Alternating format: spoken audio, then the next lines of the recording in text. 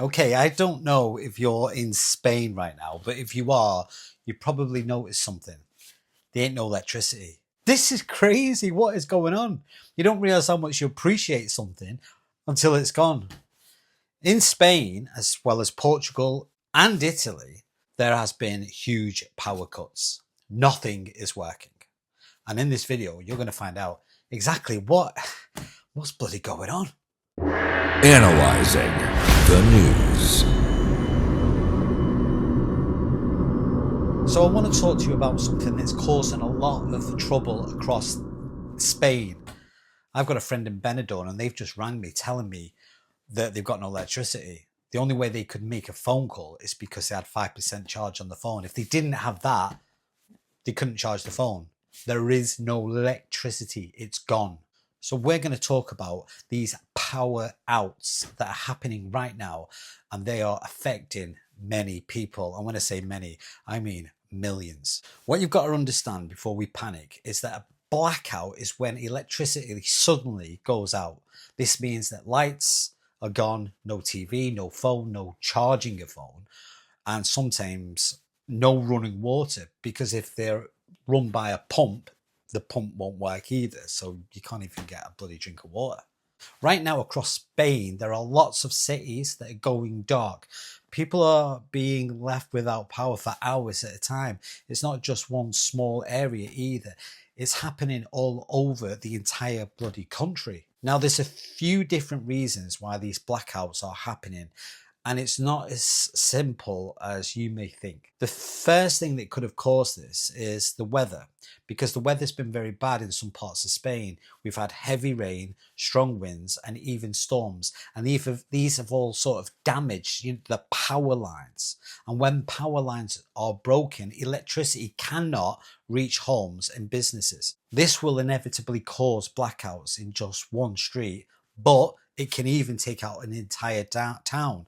And in Spain right now, it's taking out huge areas. For example, in certain parts of Spain, strong winds have knocked over trees. Some of these have fell onto power cables, and when this happens, the electricity has to be turned off. Now, this isn't a quick job.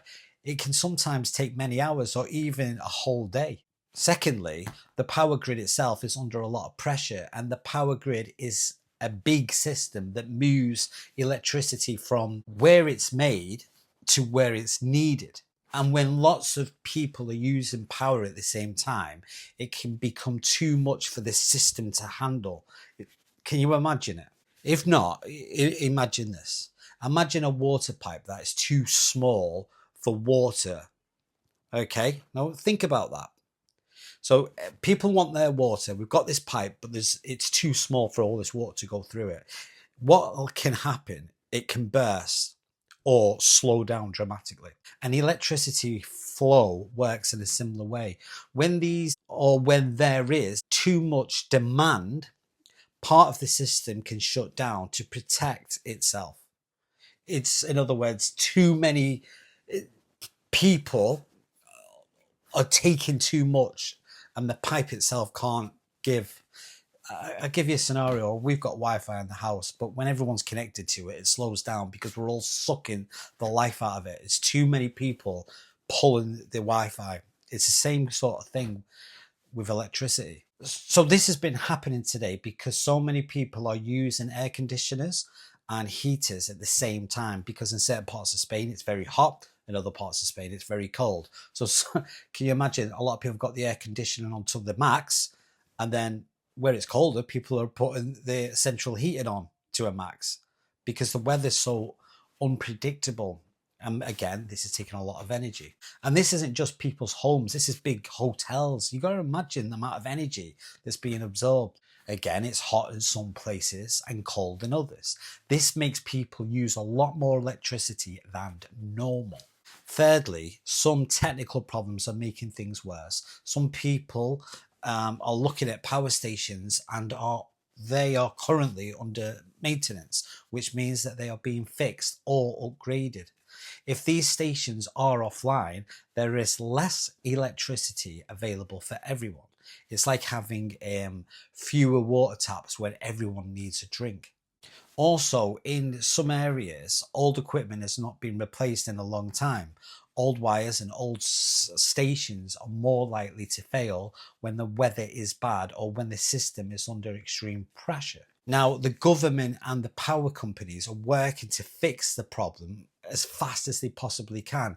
In some cases, they are sending extra workers to the worst hit areas, like hospitals or people who are in a very vulnerable situation. Now, I know we're all in a vulnerable situation, but things like the hospitals, they take priority, and of course the government are trying their best to reconnect as quickly and as safely as possible. In other words, if they just turn it on right now, it'll blow up type of thing.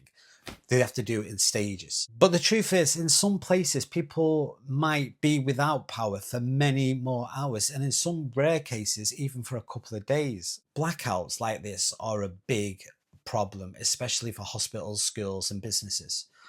Hospitals have backup generators, but even those can only last so long.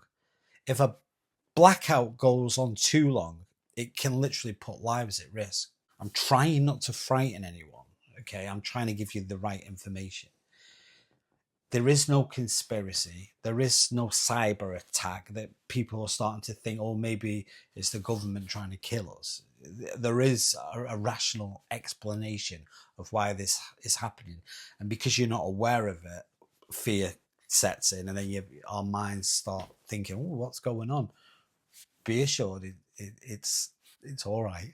But be aware of this, that small business also suffer. Shops that rely on fridges and freezers can lose all their fresh food. In fact, they have. Supermarkets have had to shut. They're going to lose massive amounts of food wastage, which is obviously their profits, their business. It's going to have to be thrown in the bin, because if the fridges are off, the food is off. It's horrific. We rely so much on electricity, don't we? But now we're aware of it because now it's been turned off. Even people working from home might not be able to do their jobs because you need a laptop. It's like me now, I'm filming, but I'll edit this video on a laptop. But if I've got no electricity, we're in big trouble. But fortunately, I'm in the UK, but that's not to say that this won't happen here as well, because people are on holiday. They didn't think that was going to happen to them, did they? Even at home, a blackout can cause a lot of stress. Families can't cook if their stoves are electric. They can't charge their phones to call for help, and in some cases they may not even be able to put the heating or air conditioning on because, again, it's run by electricity. Because of all this, people are being told to be ready, and officials are asking everyone to have flashlights if they can, extra batteries, and maybe even some bottled water at home. And I know it's all well and good saying that, but the electricity has actually been shut off, so we weren't even prepared for it. But we can't panic. We have to take a step back and look at it again. Remember, it's also a smart idea to keep your phone fully charged if it is charged. Don't start playing on your phone and wasting the battery. Reserve it. And the reason for that is if you need to get in contact with anyone, or you hear about the electricity coming back on, or any potential other blackouts that may happen. Having a battery bank ready can also be a huge help too, because now you're not relying on source. You've got a backup, haven't you? This will all pass, okay? But learn from it, because if you're in that situation, you don't want to be in a vulnerable situation again, do you? Learn from it.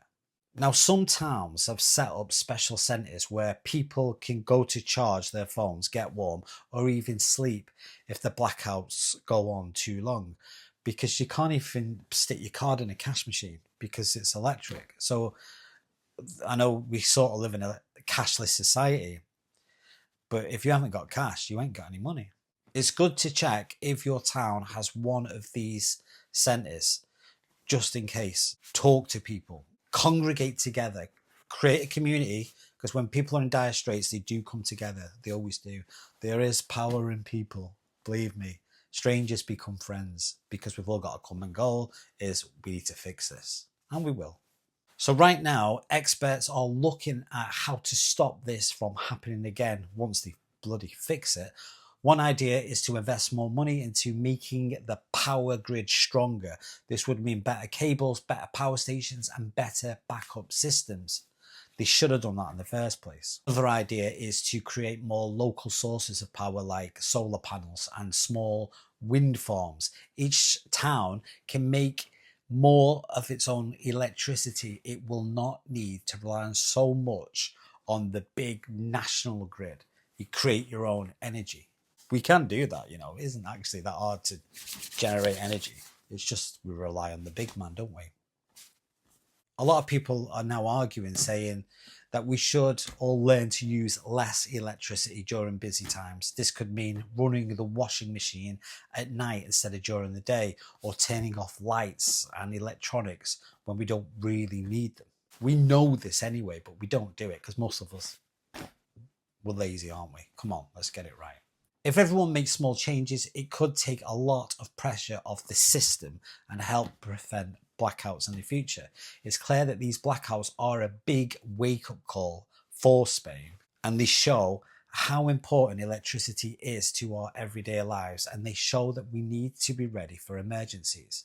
It's also a reminder that the weather is getting more extreme. We have stronger storms, heavier rains, and higher winds are now more common. This means that the power systems need to be stronger too. So for now, don't panic, relax. It's okay. It will pass. Everything does. That's nature.